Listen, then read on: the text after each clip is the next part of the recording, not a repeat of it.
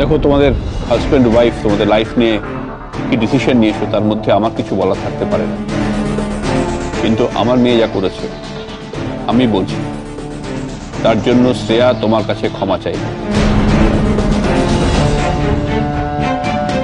ক্ষমা?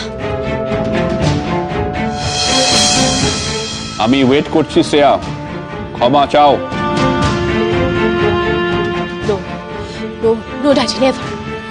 আমি কোনোদিনও নন্দার কাছে ক্ষমা চাই না। তুমি আমাকে জোর করো প্লিজ। 100 বার করব। তুমি যা করেছো তাতে তোমার ক্ষমা চাওয়া উচিত শ্রেয়া। প্লিজ প্লিজ শ্রেয়া, আমাদের মান সম্মান নিয়ে অনেক খেলেছো, আমাদের মাথা অনেক নিচু করেছো। আমার অশান্তি ভালো লাগছে না। তুমি একটা সরি তো বলবে। তুমি তো অন্যায় করেছো, তুমি প্লিজ সরিটা বলে দাও শ্রেয়া, প্লিজ। তুমি যে কাজটা করেছো তাতে প্রমাণ হয় যে এই শিক্ষাটা আমি তোমাকে দিয়েছি, কিন্তু সেটা নয়। এই শিক্ষা আমি তোমাকে দিইনি শ্রেয়া। আমি তোমাকে মানুষের উপর অত্যাচার করতে শেখাইনি, কিন্তু যখন তুমি সেটা করেছো না, তোমাকে সেটা স্বীকার করতেও হবে, ক্ষমা চাইতেও হবে। না ড্যাডি, আমি মরে গেলেও ক্ষমা চাইবো না।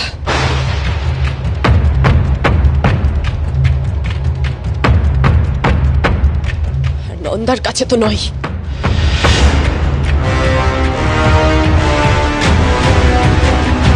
তুমি ক্ষমা চাইবে না, তাই তো? তাহলে কিন্তু আমি অন্য কিছু ভাবতে বাধ্য হব শ্রেয়া।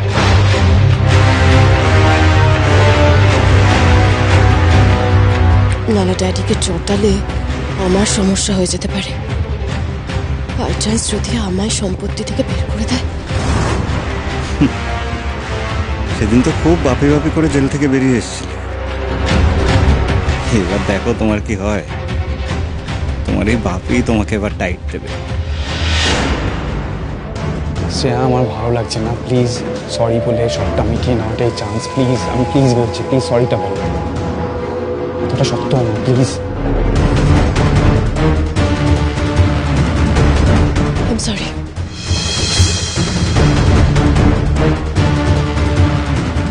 ওভাবে নয়, নন্দার সামনে এসে বলো, ভালো করে বলো।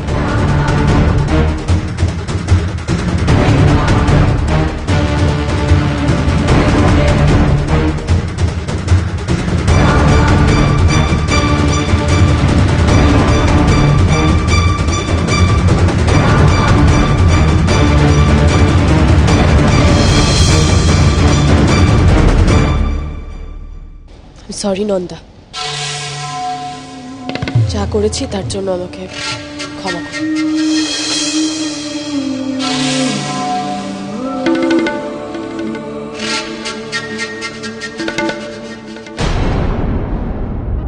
একটা কথা বলি আপনাকে শ্রেয়া বৌদি,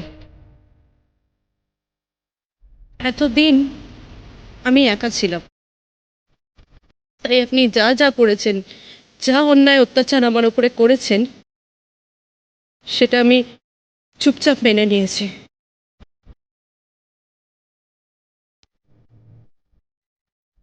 কিন্তু আজ আমি আর একা নই, তাই আপনি কোনো কিছু করলে আমি আর সেটা মেনে নেব না। আজ আমার মধ্যে একটা প্রাণ আছে, আর সেই প্রাণের জন্য আমি লড়ব। তাই আপনি যদি আমার উপরে কিছু করেন, তার ডাবল আমি আপনাকে ফেরত দেব।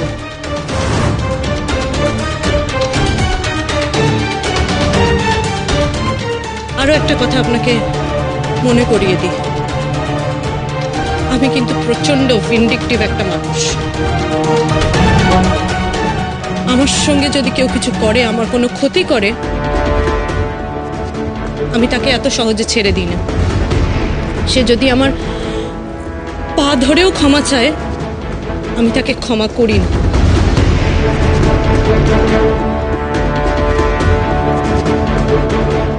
তাই আপনাকেও আমি ক্ষমা করলাম না।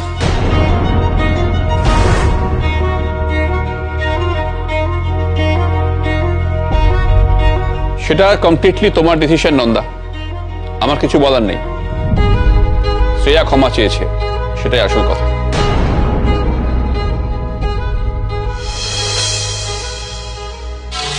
নন্দা, আমাকে তোমার কাছে ক্ষমা চাইতে হলো তো?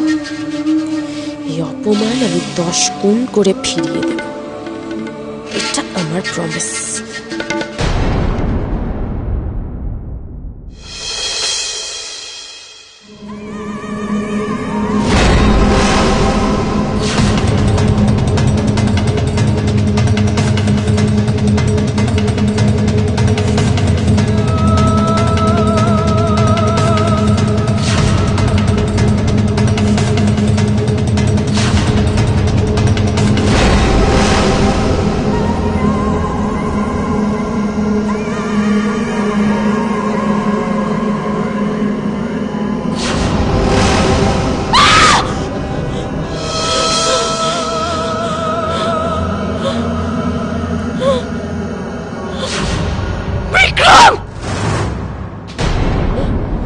নন্দা, নন্দা, নন্দা, কি হয়েছে? কি হয়েছে? কি হয়েছে? কি হয়েছে? হ্যাঁ, কি হয়েছে? ভয় পাচ্ছ কেন? কি হয়েছে? কি হয়েছে? হ্যাঁ, কি হয়েছে? আমি আমি আমি ছুরি কোথায়? ছুরি?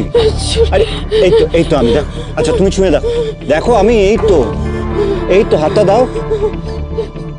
এই তো আমি, এই তো দুঃস্বপ্ন দেখেছিল। দাঁড়াও একটু জল দিয়ে দাঁড়াও। দাঁড়াও জল দিচ্ছি। দাঁড়াও, জল দিচ্ছি।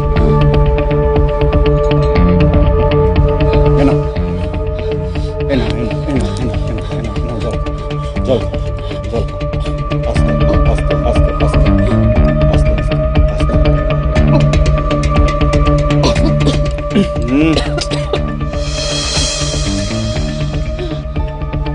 বেটার? হ্যাঁ,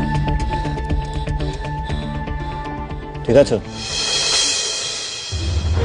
এবার বলো তো, হঠাৎ করে আমার নাম ধরে চিৎকার করলে কেন? কি দেখেছো?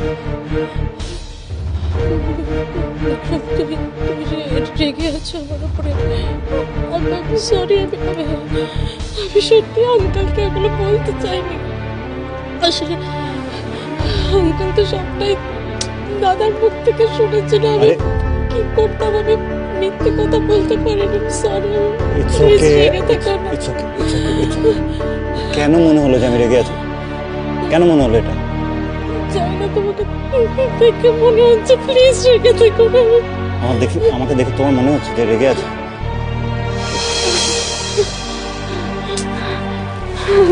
সরি। আরে why are you sorry? কিচ্ছু হয় না। I promise. তুমি আর এরকম কোনো দুঃস্বপ্ন দেখবে না। শোনো, এখন আমাদের ফোকাস একমাত্র যে নতুন অতিথি আসছে তার উপর হবে। দেখবে তুমি আর আমি এখন শুধু ওকে নিয়ে ভালো স্বপ্ন দিই।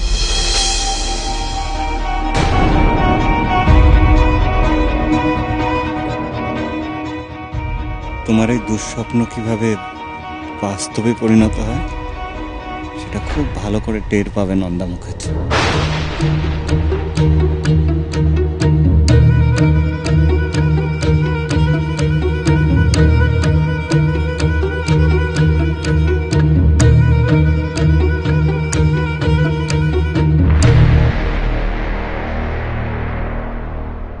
এই ইন্দু, আমি না ফোনটা স্পিকারে দিচ্ছি। হ্যাঁ, হ্যালো চ্যাম্প, আমিও আছি কিন্তু ঘরে। হ্যাঁ, সে আমি জানি। দিদি ভাই যে তোমাকে কাছছাড়া করে না সে খবর আমাদের কাছে আছে। খুব পেকেছিস না? হ্যাঁ, খুব পেকেছিস তুই। আরে কি করছো? আমি তো দুল পড়ছি। আরে আমি তো আয়না দেখছি, দাও আমি পড়ে দিচ্ছি। খবরদার না। আর আমি পারি তো, দাও না। না, এই তোরা ব্যস্ত আছিস দেখছি, আমি একটু পরে কল করি। এই না না না,